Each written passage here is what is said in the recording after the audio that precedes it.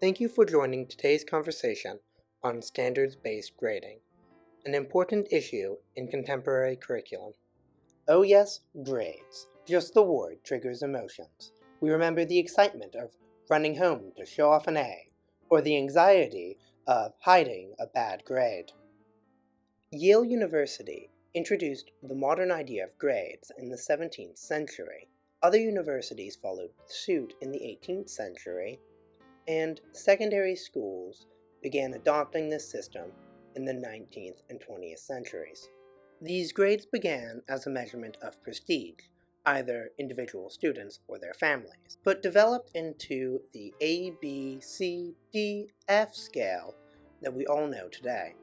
This is a system which we now refer to as traditional grading. This uses weighted averages and grade students heavily on participation and homework. It's noted for all grades being listed between 0 and 100. But what do these grades actually measure? Traditional grades do not appear to give an accurate measurement of student learning. Instead, grades are often influenced by various non-academic factors. This leads to confusion surrounding grades, as well as test anxiety, and many of the non-academic factors that are graded for disproportionately impact minorities and other vulnerable groups. Traditional grading is also a failure-focused system, with 59% of the grading scale devoted to failure.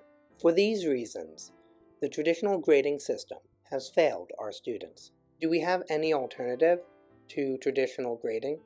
Yes, we have standards-based grading. Standard-based grading bases student grades solely on their proficiency in individual standards through the use of summative assessments, which are designed to measure a student's final proficiency, as well as formative assessments, which are designed to help instruct students in achieving proficiency throughout the course. Standard-based grades are more accurate than traditional grades. Content proficiency is the sole determiner of a student's grade. Instead of 1 to 100, there is a narrower range of scores, often 1 through 4 or 1 through 5. This leads to less arbitrary grades, as teachers are incapable of measuring grades within a 1% accuracy, but are capable within a 1 through 5 or 1 through 4.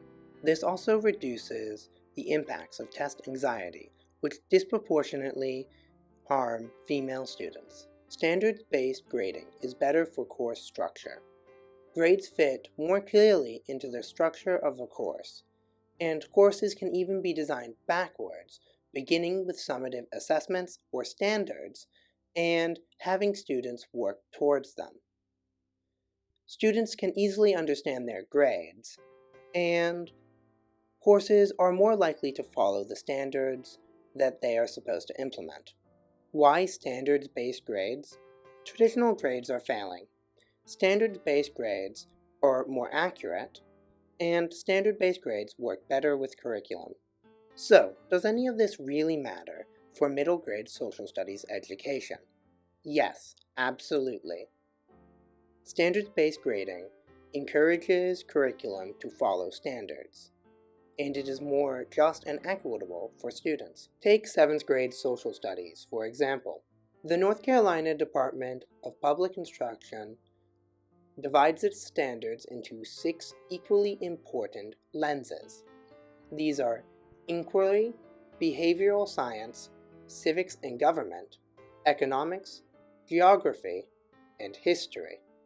However, the 2 largest public school systems in North Carolina, Wake County Public Schools and Charlotte-Mecklenburg Schools, both have units of study which are designed around the 6th lens of history.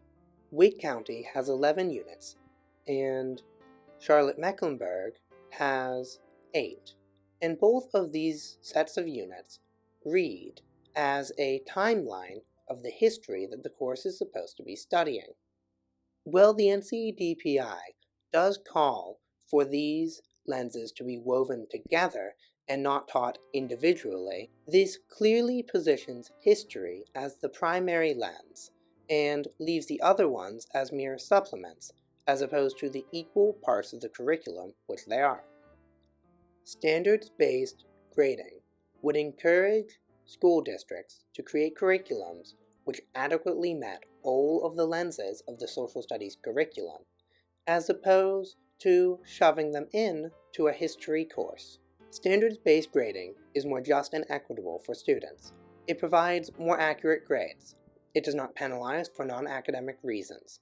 It is simply better for our students, and our students deserve the best. If you want more information on any of the things we've discussed today, feel free to check the references listed here